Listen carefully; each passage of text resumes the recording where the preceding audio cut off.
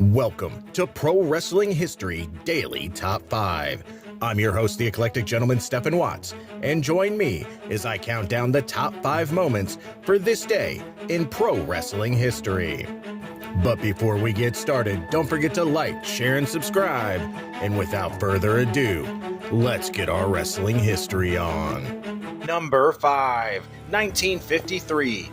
Baron Michelle Leone defeats Danny McShane in Memphis, Tennessee to win the NWA World Junior Heavyweight title. Number 4, 1927. Bert Willard defeats Jack Reynolds for the World Welterweight title in Columbus, Ohio, ending Reynolds' third reign. Number 3, a 2-for-1. Starting 1960, Vern Gagne and Joe Scarpello defeat Killer Kowalski and Tiny Mills for the AWA World Tag Team titles in Minneapolis, Minnesota. Gagne doesn't have a great day 8 days later. For the second part of this, 1968, Dr. X, Dick Beyer, defeats Vern Gagne for the AWA World Heavyweight title in Bloomington, Minnesota, ending Gagne's 8th reign. Number 2, another 2-for-1, this time for Nikita Koloff. Starting in 1986, Koloff defeats Magnum TA in the 7th match of the Best of 7 series in Charlotte, North Carolina, to claim the vacant NWA United States Heavyweight title.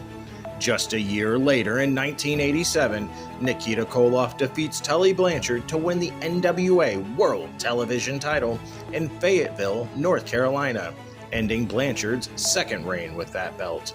Number 1, 1961. William Fritz Enzer is born. Better known by his ring name, the Nature Boy Buddy Landau, he is best known for his work in the National Wrestling Alliance territories. Landau first became interested in professional wrestling when a friend of his sister, Lou Ann Smith, introduced him to Bob Orton, Randy Savage, and Boris Malenko. Landau was an amateur high school wrestler, but dropped out during his junior year. While he was training with Boris Malenko, Landau lived in an apartment with Olympian Bob Roop. And that's our list. Make sure to comment below what you feel was the number 1 moment for this day in pro wrestling history.